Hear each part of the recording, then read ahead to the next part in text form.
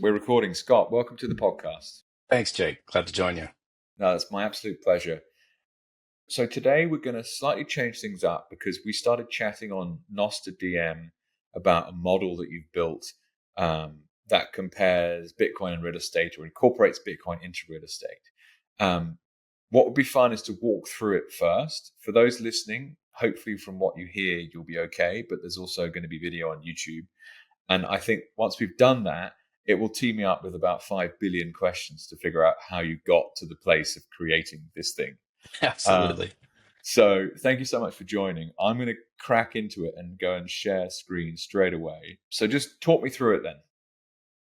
So when it first loads, I don't like landing on forms where you have to plug everything in to figure out what the thing is about. So there's just a bunch of default values in here. So you could scroll the page from the very beginning and kind of see the full output and eventual charts and tables and things that it would spit out when you plug in your own information. Mm-hmm. So the other thing that is important to note at the beginning before we get into the nuance of it is that this is just a browser based. There's no database on the back end. There's no measurement, no analytics on the back end. So you can plug in whatever you want and know that it's private. That is something that you do have to watch on sites. You don't want to plug in your bag. You don't want to plug in your holdings. You don't want to plug in your situation when you're dealing with Bitcoin. So this one is built private from the ground up. And actually, maybe, Scott, I have an immediate question to tee us up with some context. So Sure. Why would I land on this page? I.e., what am I researching? What's the problem that I have? So this was built, I saw everybody on Nostr vibe coding things. And I'm like, okay, well, I used to do some programming, right? And so, but I don't ever feel like programming anymore. And this is a great way to do things like this because all of a sudden I'm just the director, right? And so, knocking this out over a couple of 4th of July weekend days was a lot of fun, and I got to make it really more complex than I ever would have had the patience to build it out. But this came from a form, a Google Sheet form that I've been using to evaluate single-family home properties and portfolios of rental properties to figure out how taking a small portion of your equity, buying Bitcoin with that, setting the two alongside one another over the course of a decade to see what that performance looks like.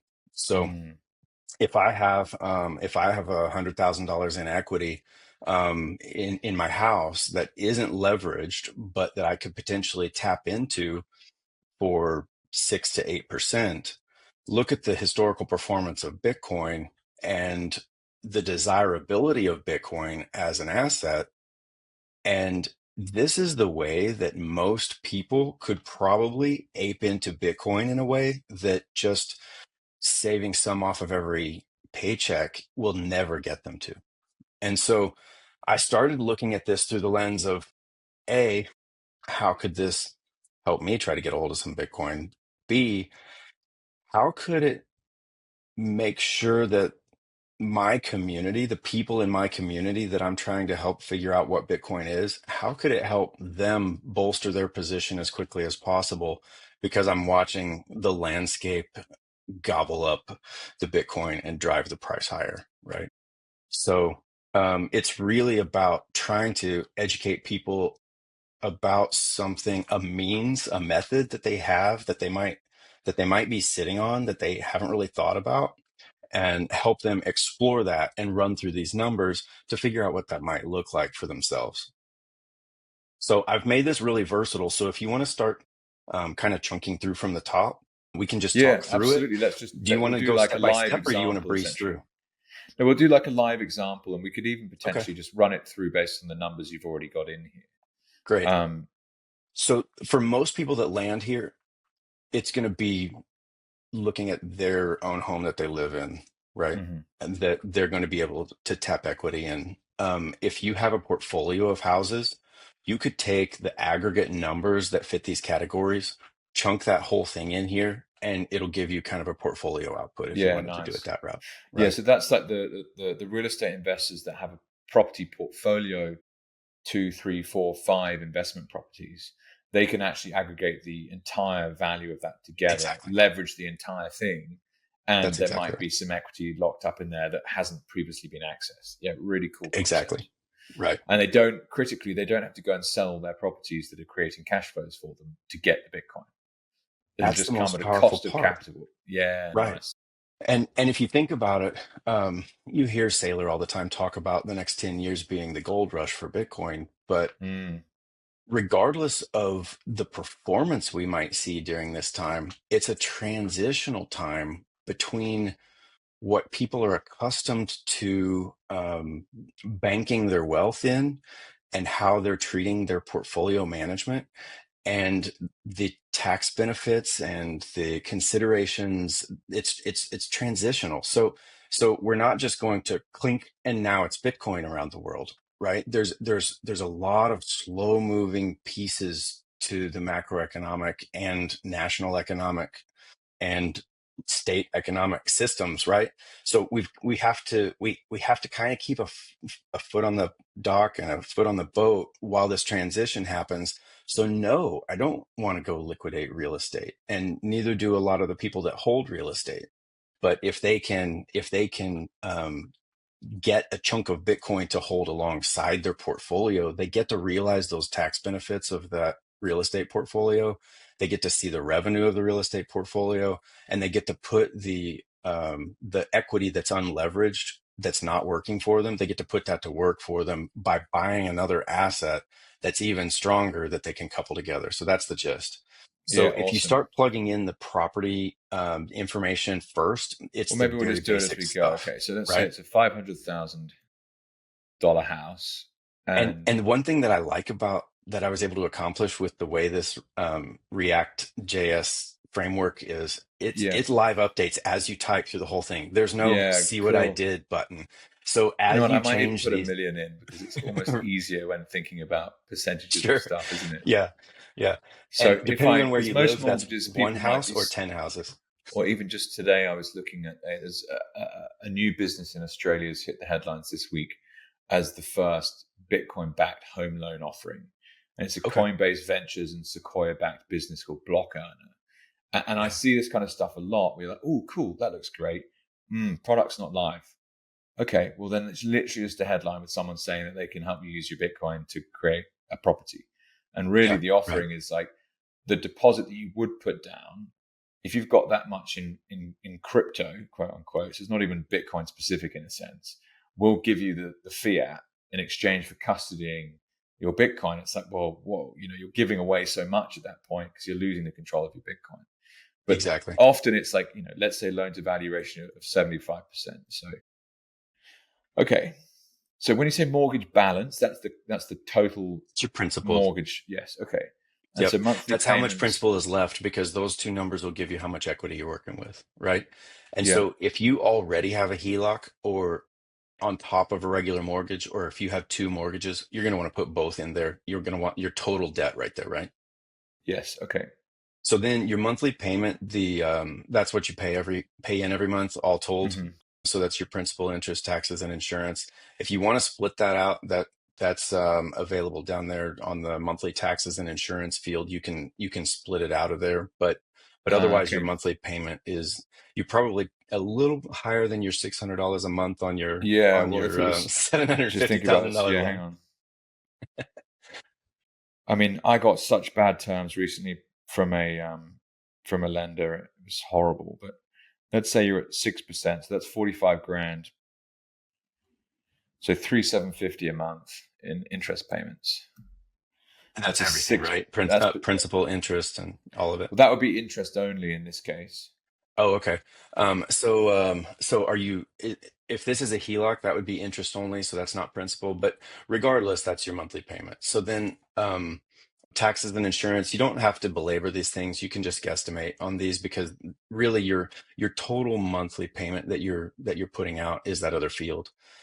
The other thing is depending on where you are and what your expectation is, if you kick over to the right down there, the Mm, property appreciation rate. Yep, yep. Yeah, that sixth column. So that's the So value that's of the property going up each year. Yes. correct. And Okay. 3% is kind of a loose average among real estate investors. They just kind of throw that Yes. number in there. But depending on where you live or what your expectations are for the future, realistically, for me, my outlook to the real estate market over the next 10 to 20 years is probably a flattening of that appreciation rate a little bit.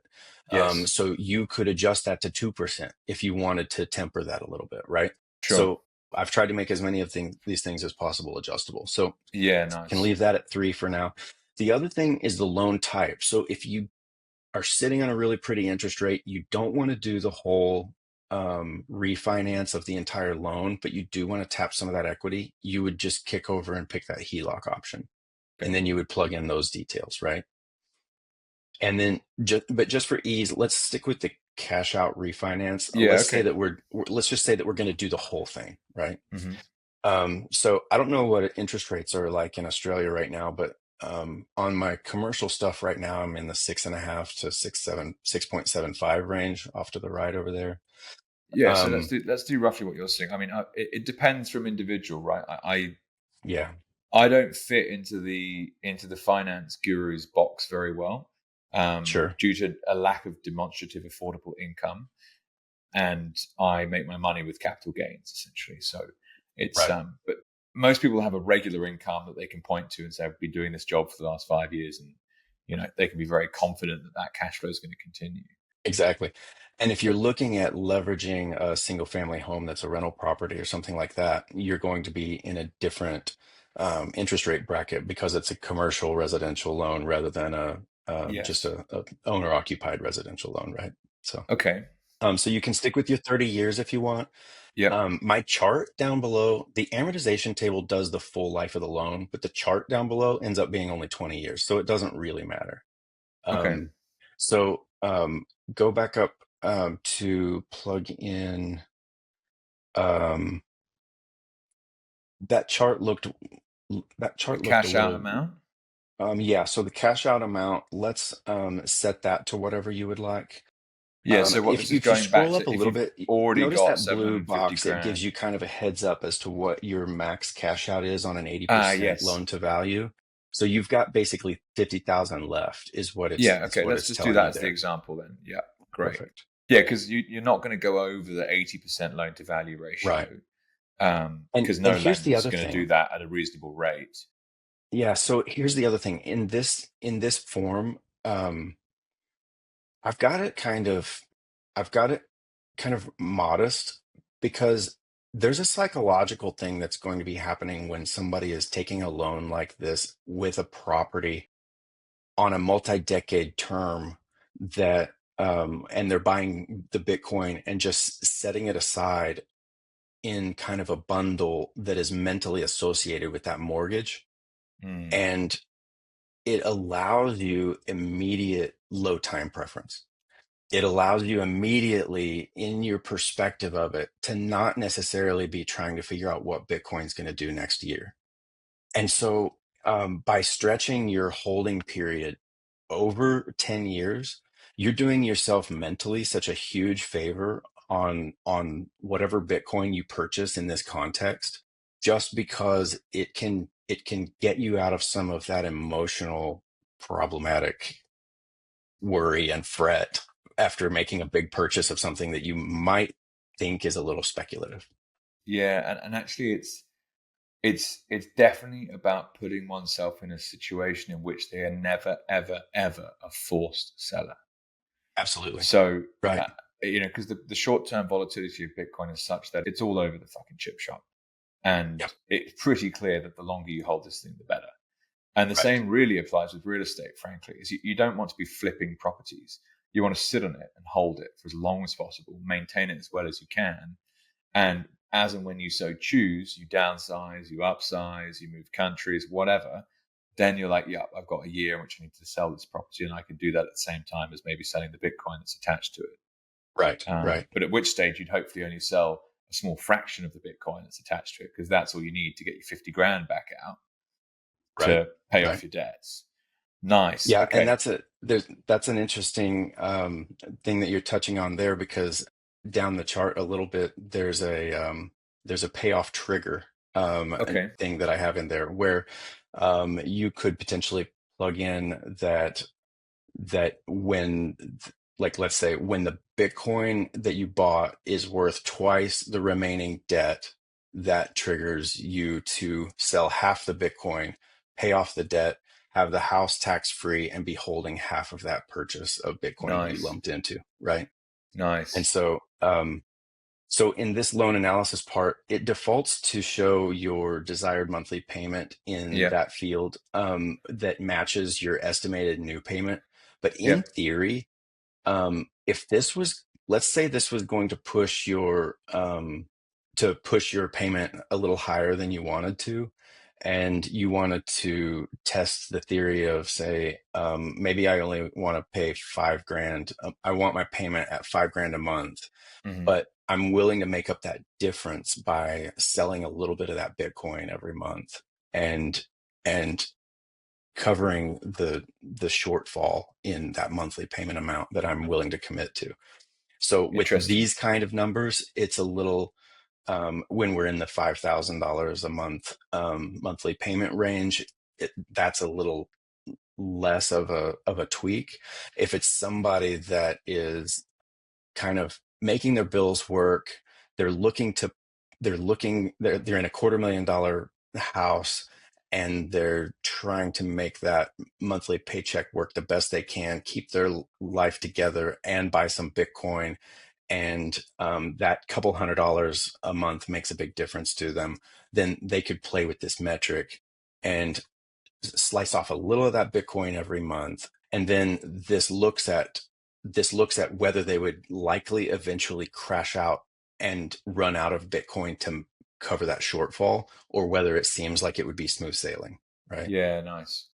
And that almost to me is like you unlock the equity in the property for a fixed debt price over a period of time, which allows you to buy a lump sum block of Bitcoin as the price continues to run, such that you can use that increased purchasing power to DCA out of Bitcoin and cover the interest payments, which I Yeah, really love. Like that's kind of what Bitcoin is in a way, is yeah, a kind of everlasting financial battery that you can draw down from.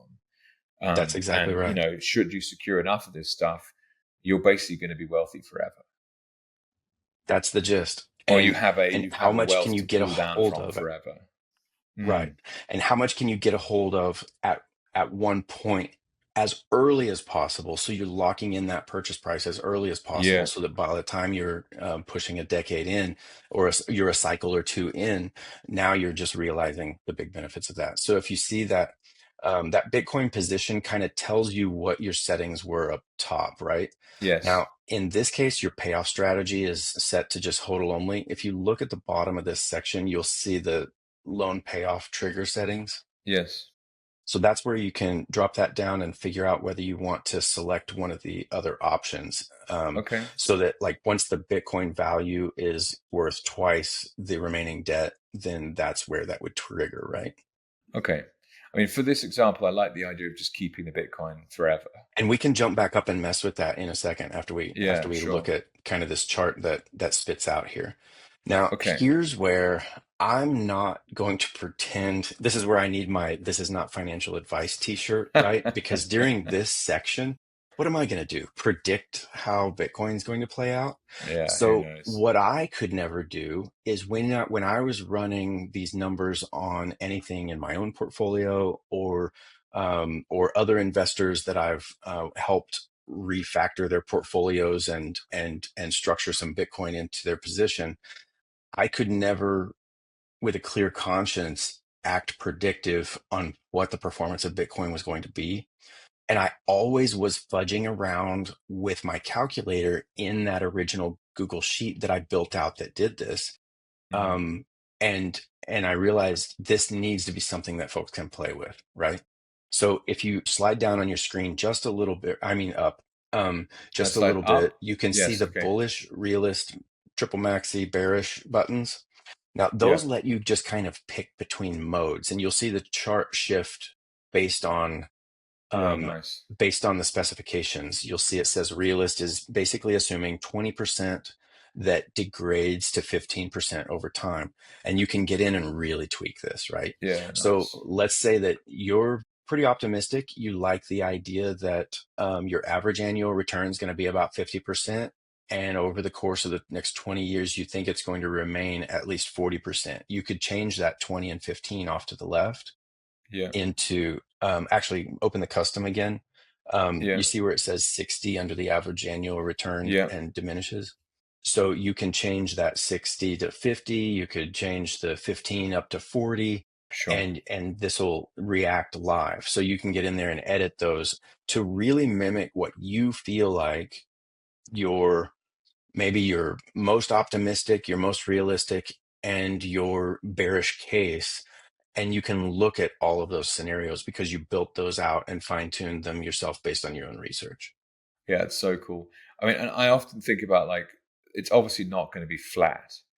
Um, Right. so Yeah. we'll see. Okay, we'll go back to the realist then. So that's like 20 to 15 So percent hop that ish. custom open again. And here's the crazy part. We're dealing with Bitcoin. So no matter almost what you do in about 10 years, it blows my chart out. It's it's kind of crazy. Yeah. Because And for I those didn't listening, I want mean, it's literally like you can see the initial value and then it's just about halfway down 2035, just takes the right. entire screen out. So if you slide up to where we can tweak those numbers on the Sure. left, if you change the average annual return, go ahead and change that to like 50%.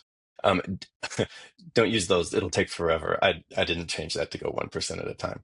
But and then maybe change the percent. Now, this is the degradation of that return, right? This Hmm. is you saying, I think there are going to be diminishing returns. So we'll start at 50% annually average and then Yeah. per cycle, and then we'll end up after these cycles at about 15% annual returns, right? So it gives you some ability to kind of tamp down the future. Otherwise, it gets crazy, right? Yeah. But so then in that bear cycle drawdown, let's say that you do think that our deep bear cycles are over and YouTube is right, right? so you could change this to from 70, you could switch that to maybe a 20% drawdown or something like that. And Yeah. you'll see it make those bear market dips a little shallower, right? If you click on the bearish one up above, it drops the percentages down to where you can kind of see the performance across the entire cycle. Otherwise, like I said, it blows out the chart. So Interesting. now, if you really need these numbers and you want to see the numbers behind the chart, you can scroll down, and I've dumped out the entire amortization table. Oh, well, actually, there's some performance summary in here to give you kind of an idea of how this compares, how much Bitcoin you end up holding on to, how this compares to like the S&P, your total ROI. Um, if we do hop back up in a moment and activate one of those payoff triggers, it could be nice to come back and look at some of this. But Yeah, because slide down to the bottom. to me, sorry, just to jump in, Scott. Yeah, That to that's me fine. is Go a ahead. that's a nice to have in the future if you were to pursue a strategy like this. If Bitcoin has performed over and above what you hoped, and you might need the money for something. You might be like, actually, let's take some profits off the table here because we want to reallocate into something different, or we're going to do this on another house and this is enough for a deposit, or who knows what you might want it for. But that's an option that every investor will have in the future, which I think is always going to be good. Whereas if you're Right, already leveraged to the max and there's no equity in your property and you've got no way of buying the fastest horse in the race, Bitcoin, then that situation is not going to change 5 years, 10 years, 20 years down the term of the debt. Obviously, you could refinance, but just in this case, that's why it's so interesting. Excuse me. yeah, that's perfect. Yeah, that's great. So slide down far enough to see the amortization table, and this is basically a dump Okay. of all of the payment months, the values and balances of everything, so you can just basically check the math and see what's going on. And this is for the entire life of the loan. Yeah, look at that. Wow.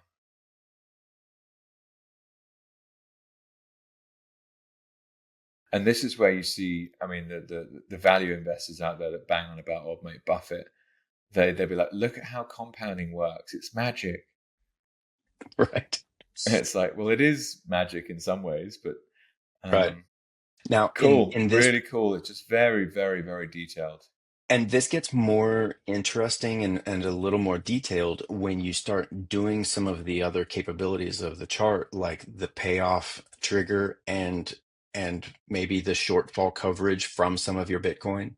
So so if you like, let's say you covered $150 a month from selling some Bitcoin, you'll see that Bitcoin held column gradually trickle down in small amounts. And of course the amount of Bitcoin you're holding goes down less in a bull market when the price is high. It'll go down a little faster as you sell that $100 each month. In a bear market when the price is lower, what you're trying to plan for is to make sure that if you're counting on that, you don't want to gobble up all your Bitcoin that you purchased from Yep. using this tactic, right?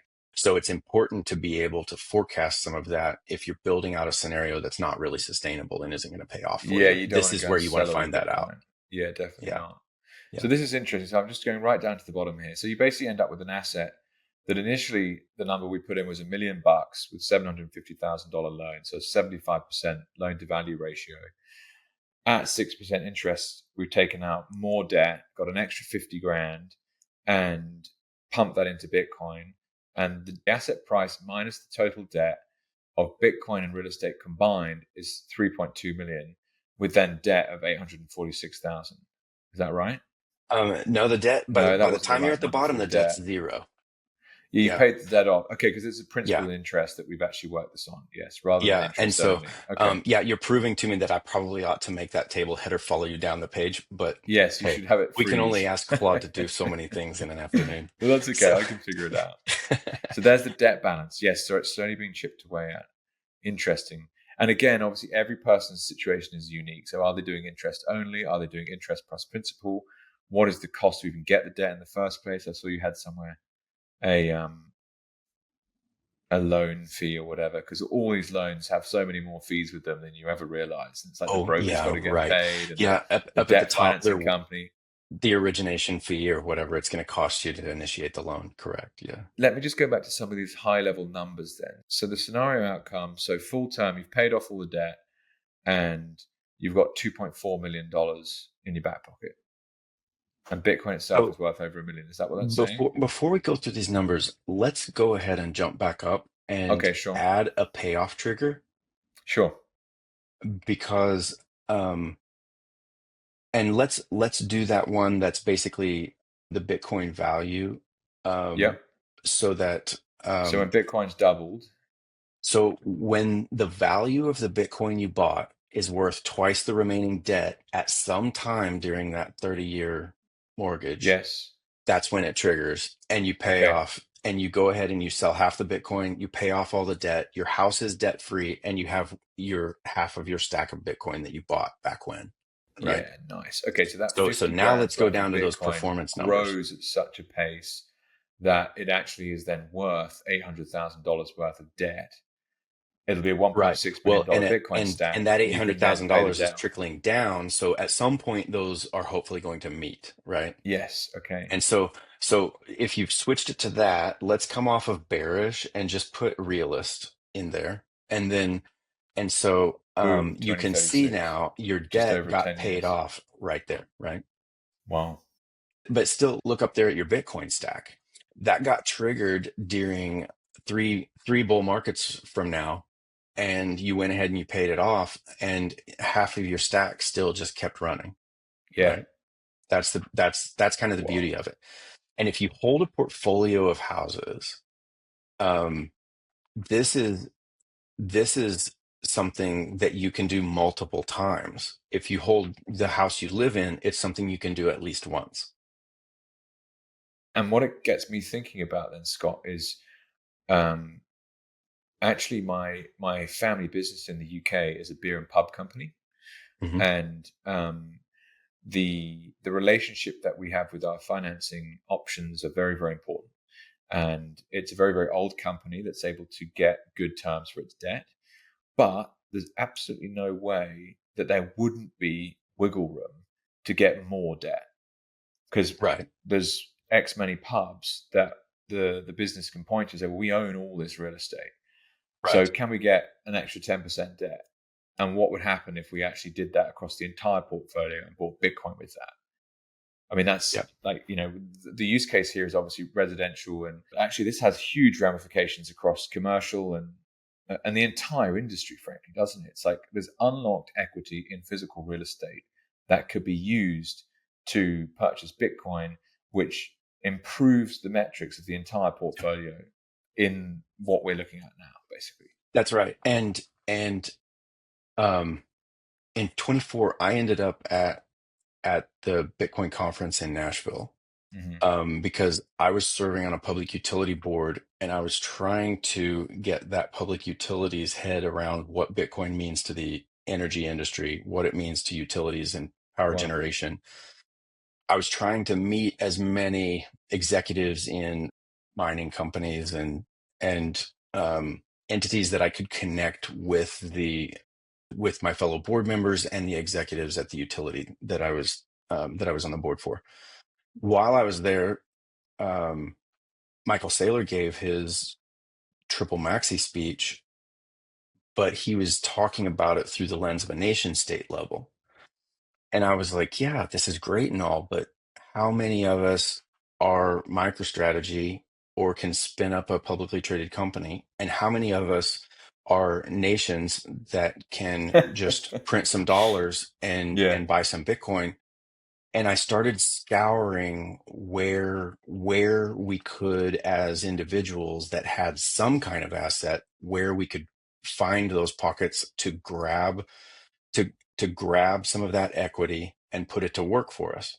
And so the banking world, on one end of the banking spectrum, they might be beginning to make products, beginning to wake up to it.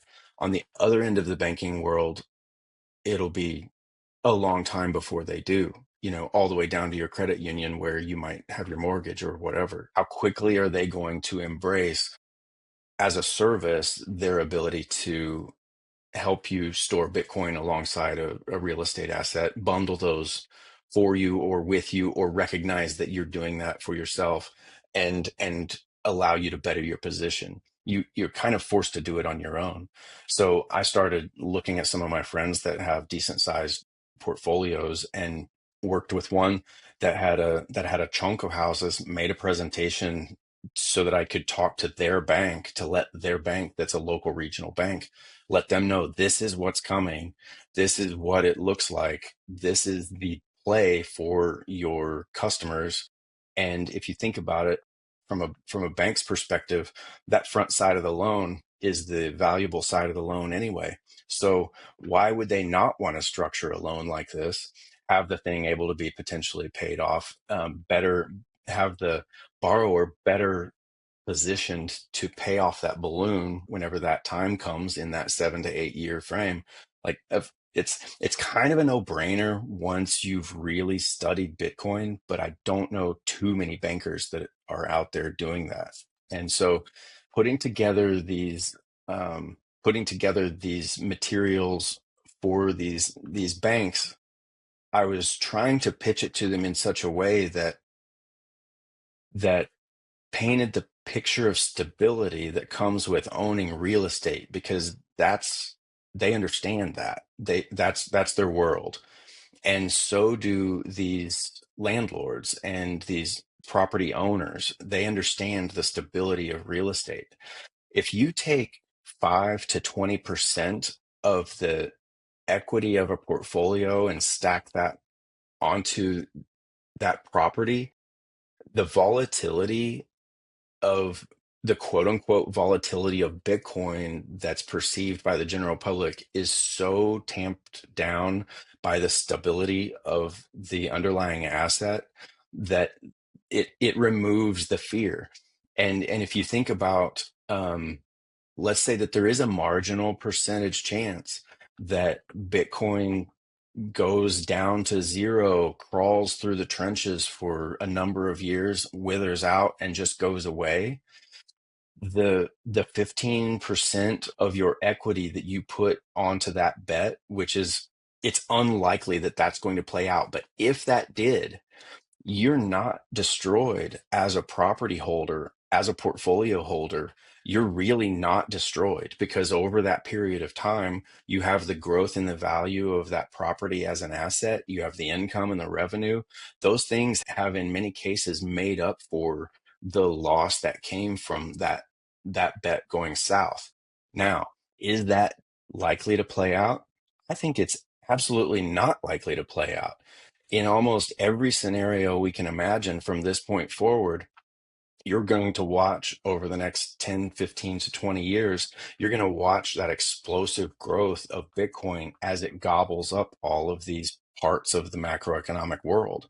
And so these landlords that are landlords by necessity, who thought when I grow up, I'm going to be a landlord?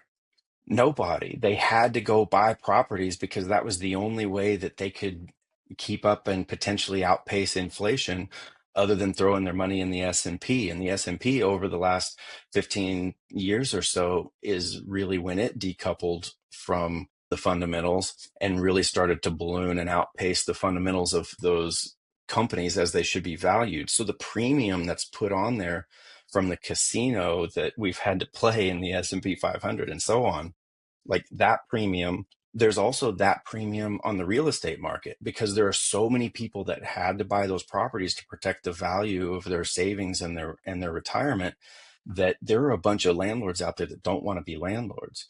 So I agree with that.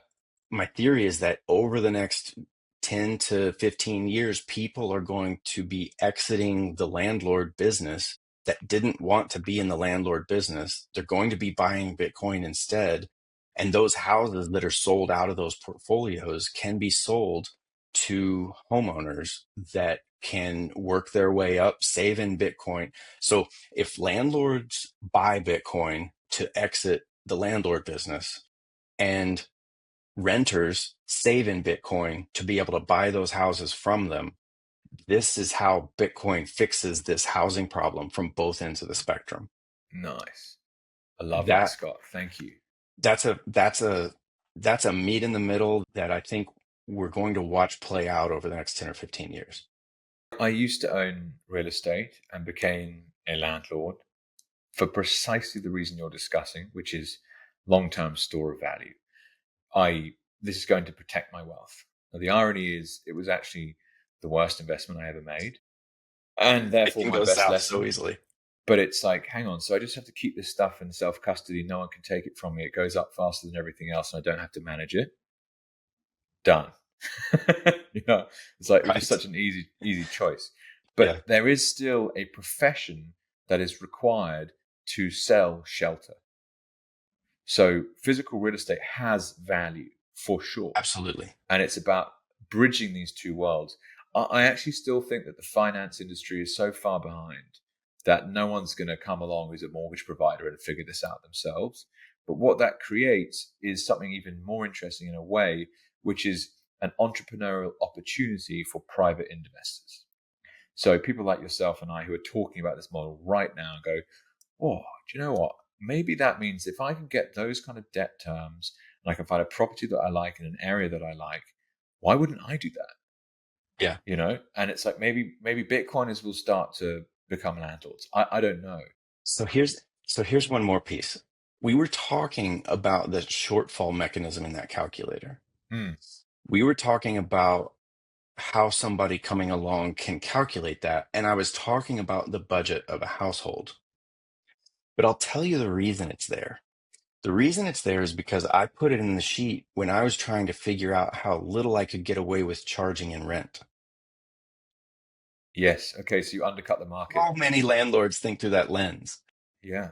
And Yeah. It's like and the how can I offer better value to my customer?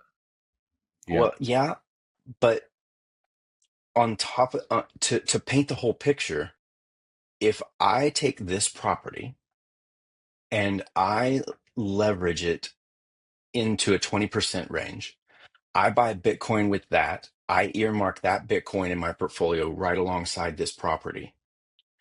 How much less can I now get away with charging in rent as I work with somebody to buy that house from me and now live in it and own it, while that Bitcoin carries my need for profit?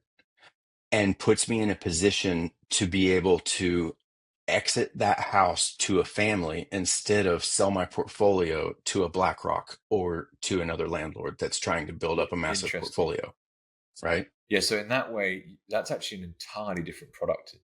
It's not just selling shelter, it's selling future stability for a family that don't yet have the equity to get there, Yeah, but they have the cash flow that they'd right. much prefer to be paying towards a house that they have some kind of vested interest in. As a renter of a property, if you break something in it, whatever. But if it's like, hang on, I'm slowly working towards eventually owning this place myself, you'd fix it. Yeah, So the property itself would probably be maintained better. Gosh, you're cool absolutely right. concept. Yeah. And Scott, And so so, please go ahead. oh, I was going to say, I have some tenants want to do what we just described. Other tenants, they're going to rent forever. It's Yeah, fine. They're two different mentalities. However, the ones that you can recognize that do want to own, if you can get them into a house that they're interested in owning and that you're interested in selling, this is a model that you could explore to put in place. And then what that does is allows you to do kind of a lease option that actually puts them on a pathway. I've actually worked with a bunch of them. Sometimes I get the lucky opportunity to evaluate their credit with them before they go into the situation so that we can know we're on that pathway together at the same time, and I can coach them. Like they can check in on Credit Karma on a regular basis, and I can coach them on getting their credit where it needs to be. Then I attach them to one of a couple of mortgage brokers that I work with on a regular basis to exit to the actual family that lives in it, right? So I've successfully done that a few times. cool. And I haven't yet done what I've described here, which is as part of the equity of the property, buy the Bitcoin, bolster my profit out of the Bitcoin so I can actually charge a little less on the house and a little less rent to get them over the finish line even faster, right? So what I'm kind of doing is I'm looking forward to what we're going to be facing, which is potentially a landlord exodus. Yes. I'm trying to figure out how can we smooth that process for everybody, and what's a scenario. And honestly, it's not like, hey, I've got the formula, it solves it for everyone. It's not that. It's just I'm starting to look at it and tweak the formula and play with it. Really, that's what it Mm. comes down to. And so if I can get that Bitcoin to give me the profit that I need because I tapped the equity, then I get to work with that homeowner and they get to buy that property at the end of the process. And Yeah, there'll be and people out there that that would love this, I'm sure. and you're right that you said something that's really critical.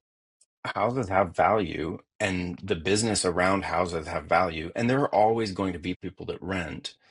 And I don't see a big housing crash coming unless we as a nation roll into some sort of deflation, right? Hmm. Because the new prices for the sticks and the nails and the things we build the houses with, that's kind of the new price, right?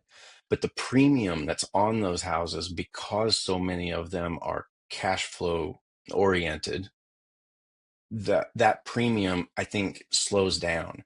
And I think that um, if landlords see it coming, we're not all running toward the fire exit at the same time.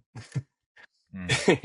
And we can actually kind of fix the properties and put the people in there. And we can keep some order to the transition that I think is going to happen over time.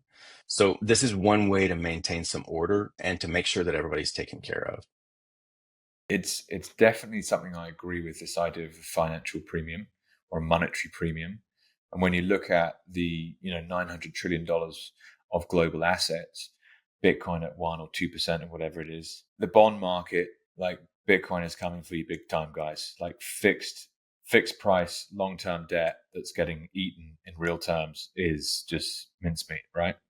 Yeah. And the real estate market as well has, in my mind, it's like we're coming for you. Bitcoin is coming for you big time, and the monetary premium will get sucked out of real estate, slowly but surely over time. But I think that's where the skill could come for an investor. Where, like, the other thing about real estate, it's so patchy. So on the same street, you'll have 50 different properties with Right. different sizes, different shapes, different age, different wear, and some with more sunshine, some with a telegraph pole outside the front with power lines on it, some with a drain in front of it. And you'll see different prices on the same street, like within a matter of meters from each other. So if you're able to navigate that process and pick in the same way as you might, pick an equity in the stock market, it's like, no, this has value for this reason, and other people just haven't seen that. Well, that's where the skill of the investor comes in. I think that could be very cool. And what this model shows is just one way of incorporating Bitcoin and how to finance a property that others aren't thinking about. And that on its own is what I would always look for, which is an edge.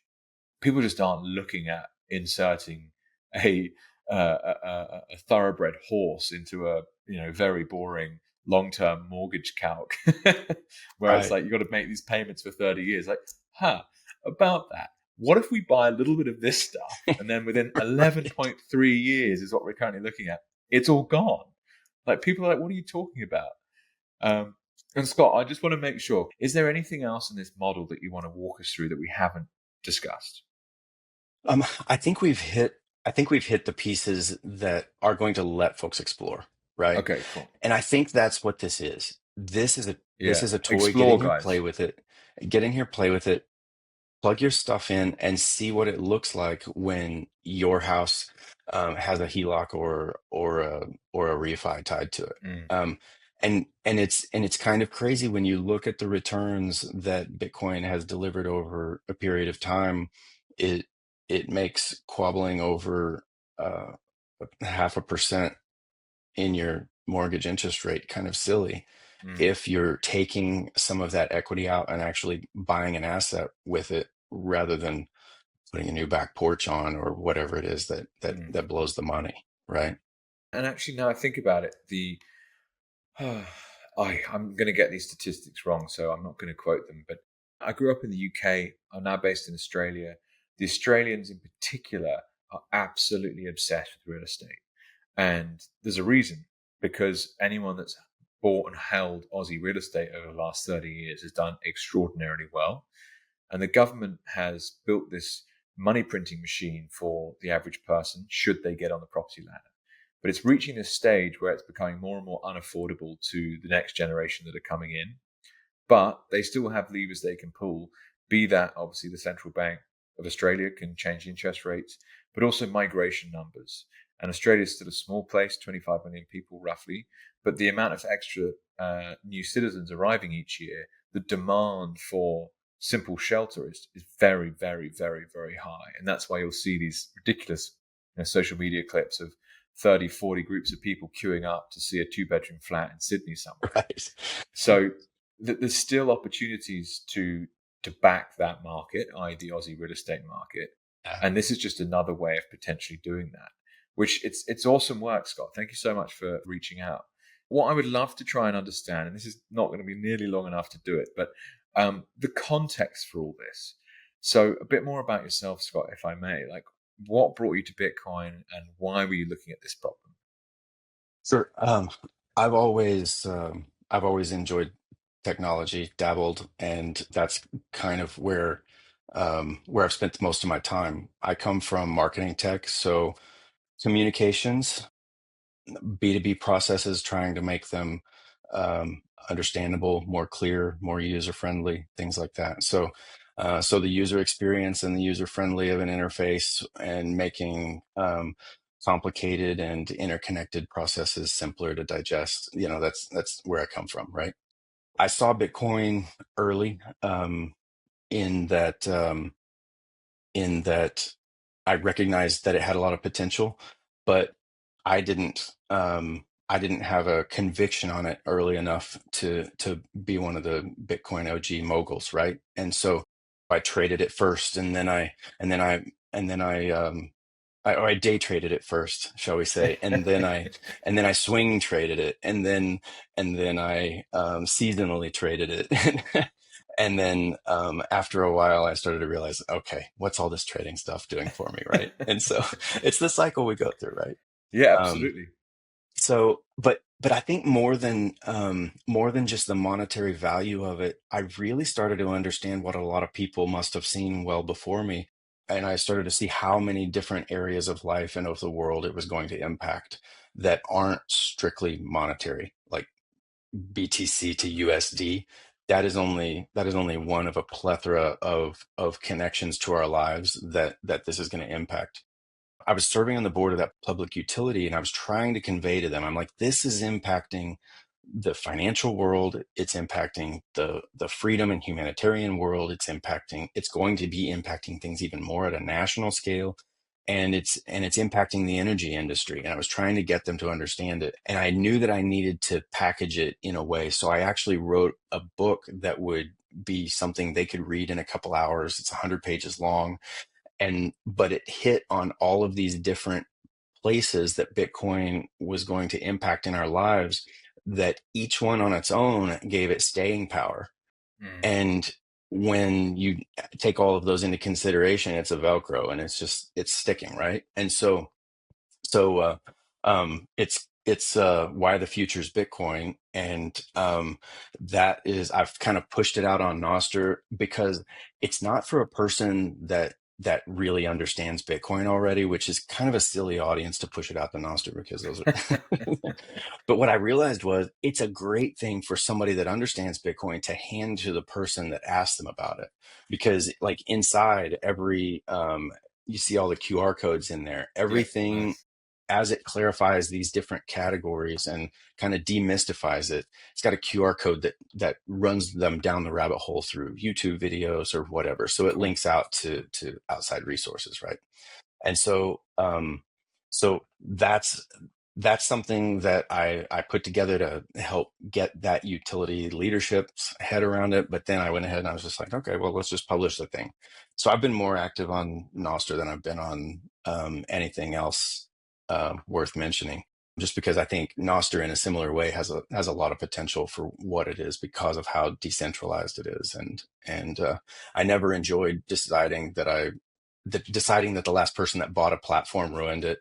And so I wanted to move on to the next thing. And I had to leave all my friends there and all my old posts and everything. I never enjoyed that, right? so so I'm digging what Nostr is, and I'm digging the conversations and the people that I'm connecting with there. And I think I told my son a couple of weeks ago, I said, lately, what I'm doing with my time is it's got to fit one of three categories. It either is something that'll help me stack some Bitcoin, it's got to be something that'll help somebody else stack Bitcoin, or it's actually me enjoying life. Otherwise, I don't spend my time doing it. Awesome.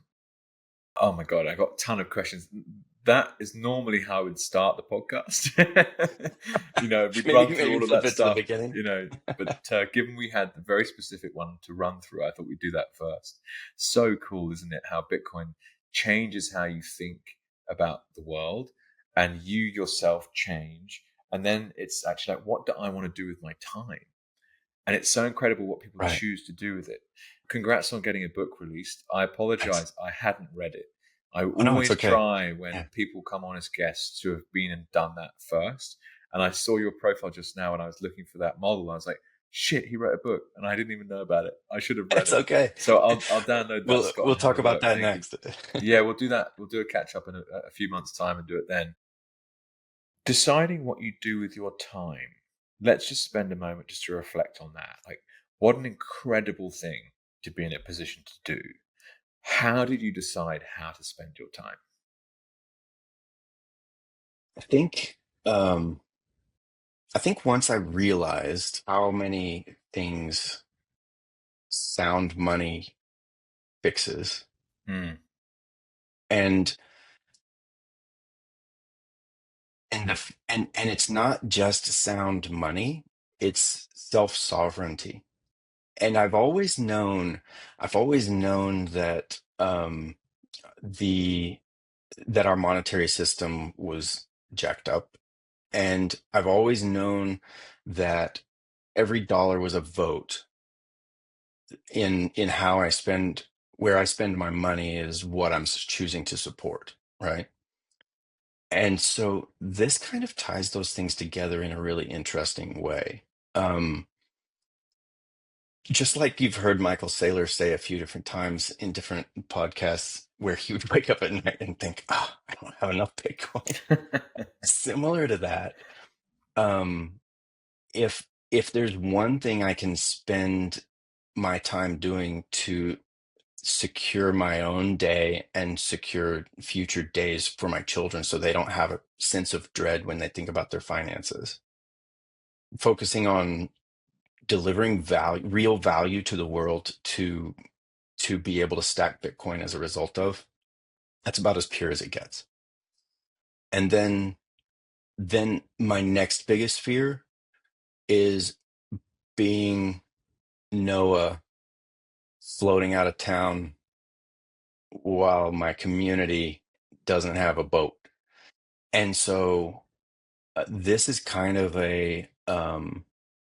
this being a life raft, not only for your present day, but for your future self. Um, I think it's really important that we teach the people around us and the people in our community, and we figure out who in our community has the ability to stack and try to impact their lens so that they see this for what it is and take that opportunity. And so I don't think you can orange pill people, because I've always looked at teaching as creating questions so that your answers have a place to land. And until somebody comes to you and says, wait, what is that you're doing that allows you to do this? Or Mm. how did you achieve that peace of mind?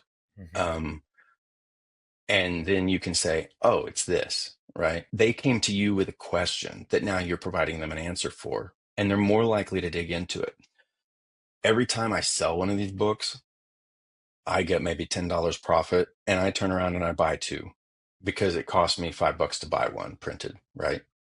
And I give those away. I'm not getting any profit from it. The more people that I can put this in the hand of, the better off I feel like my own community is going to end up being. And that's why I was kind of laughing about Nostr being a silly place to push this. I'm actually pushing it out there as a way to teach the people around you without feeling like you need to go orange pill them, because some people need it on paper, and some people don't. But the ones that do need it on paper, this is a great introduction to it that can let them cruise through simple and easily and get their head around it. But then um but then everything else, every time I give these to somebody, the odds that they're going to read it is probably, I don't know, 5% of the time, maybe, right? I've given away so many that I guarantee you are in the bottom of a car floorboard or gathering dust on a shelf, and they're just not going to read it. And that's okay. They also say you get the price you deserve when you finally Yeah. end up buying Bitcoin, right? And um, so no, I can't go out there and orange pill people, but I can do all kinds of things to try to convey to as many people as possible the importance and the how to not lose it, but the importance and the how to get a hold of as much as you can while it's actually affordable over the next few years. And I think it is affordable over the next few years, because I don't know, I'm not 100% convinced there's not going to be another bear market. That's what they say all the time, right? But there's always something they say. What is it? They're always saying every time is different, and then everybody that's seen it says no, it's not different. And what is different every time is how the market kind of bends you over a new barrel when you when you're not paying attention. So I think there will be bear markets, where they happen and what they come down to and all of that. I'm not Nostradamus, Who knows? Yeah. but I think there will be bear markets.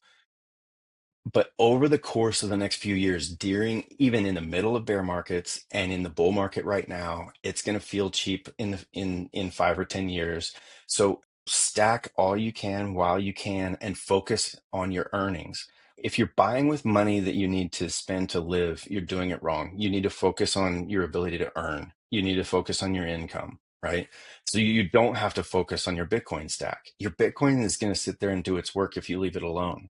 So if you can focus on your earnings and give your value for value, and you can spend less than you bring in, and you can increase how much you bring in, and that's where your focus is as a family and as a provider for your household and as a community, then everything you stack is going to build up your family, your own household, and your community. And so it takes all of us putting our time and effort into making sure that not only we're protecting ourselves, we put on our own mask first, and then you help the people around you, right? In the old airplane rules. Awesome, Scott. Yeah. Well, a lot of that resonates very, very deeply and would happily springboard us into a whole nother hour of chatting. In particular, just to draw on one thing, I like this idea of the life raft and being aware enough to have allocated capacity to aid others now, even if they don't want it right now. But like, here are the tools as to how you might do it if you want to come with me. And if Right. people have the humility and ability to say, okay, success leaves clues. What the fuck is that guy doing with his time? Well, it's Tuesday lunchtime and he's chilling out with his children at home. Like, what's he doing? And they'll ask. Some people will be like, they won't be able to get past their own ego to go and ask that question. But I think it's incredibly important. Well, Scott, Well, yeah, and like go on, take it away for the last bit. well, and actually, like, I don't have to go anywhere unless you need to. And you can chop this up however you want later, to be honest. But I really enjoy having the conversation because even somebody like Dom Bay that is doing proof of workforce, he's reaching now. Granted, whether you believe in unions still being necessary or not so much, or where you fit on unions and stuff, apart from all of that, these are blue collar workers that he's spending his time trying to show how to prop up their financial well-being and set themselves up for the future in a way that's better, more effective, and more likely than anybody has ever handed them. I saw him first present at Bitcoin 24, and then I got to talk with him again at 25 in Vegas. I also ran into him at BitBlock Boom in Dallas. But this particular book format, I call it the adaptive book because I hate the idea of writing about something that's kind of bleeding edge in a changing ecosystem and environment where the paper book is going to be kind of worthless in 8 months. So I made sure that everything written in here was really foundational at the roots of what Bitcoin is, where I'm demystifying it, and generic and kind of timeless um in the point that I was driving home, so that those QR codes can always link out to up-to-date content. So when they do scan through and run down the rabbit hole, they're getting up-to-date content because I'm always going back and updating those playlists. I don't know if your podcast is on there, but a lot of the people I know and see on Twitter that are doing podcasts, they're linked through in those playlists that this book links Cool. out to, right? And so what that does is gives a tool that you can hand somebody, right? Well, he's perfect for having something like this. And so I'm in the process of right now of writing one specifically for his proof of workforce project Oh, so cool. that he can hand somebody that's in a union or managing a pension or is in leadership in one of those organizations trying to figure out how to weave Bitcoin into their treasury. He now has something that he can hand them that links out to the resources on his site as they're going through there to make sure that they're guided properly. It's always up to date, and they have something in paper that kind of lends a bit of credibility to not only the message and delivery, but also allows the type of person that's going to be navigating that to consume in a medium that they're likely to navigate it with, right? The person that's running a treasury might be likely to read a book more so than go click through his website and try to read all of his pages in there, right? So it's just trying to meet people where they are, right? And that's the other part of this Bitcoin real estate calculator thing. I'm just trying to figure out how to create the right perceived opportunity to a person that might be ready to ask the question, how do I take advantage of this Bitcoin thing without feeling like I'm putting my savings account in jeopardy, if I even have a savings account in many cases, or whatever their situation is, right? And I don't have a savings account, but wait a minute, I do have home equity and I do have decent credit. So I could tap into this kind of method. Whereas otherwise, if I had DCA'd $50 a month, yeah, okay, what am I going to end up with at $120,000 Bitcoin at $50 a month, or whatever I can muster, right? But if I can use a tool like this, so I think my challenge that I've asked myself and that I push to anybody else is to look for these little corners of the world that Bitcoin is going to creep into and affect, and kind of try to get there first in a way that's going to teach people how to take advantage of that as it arrives over the next few years, because that's when it's going to happen. It's going to happen over the next 5 to 10 years.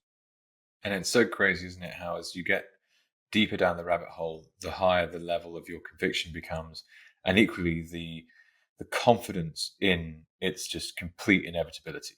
Like it will Yeah, end up in those parts of the market for sure. right, right. Um, well, Scott, listen. So that is all we have time for tonight. I really That's appreciate your perfect. time. Thank you so much. Absolutely. If people wanted to reach out and get in touch, what's the best way to do that? I'm SW Bratcher on Nostr. You can find me there. I'm the same on X, and I'll eventually get your DM if you hit me up there. Okay, cool. Yeah, and we didn't really get a chance to chat through why NOS is cool, but we'll save that for another time. Scott, Another time, legend, thank indeed. you so much for taking me through that. Thank you so much for introducing me to your ideas, and great to spend some time together. Thank you. Thanks for having me, Jake. Appreciate it.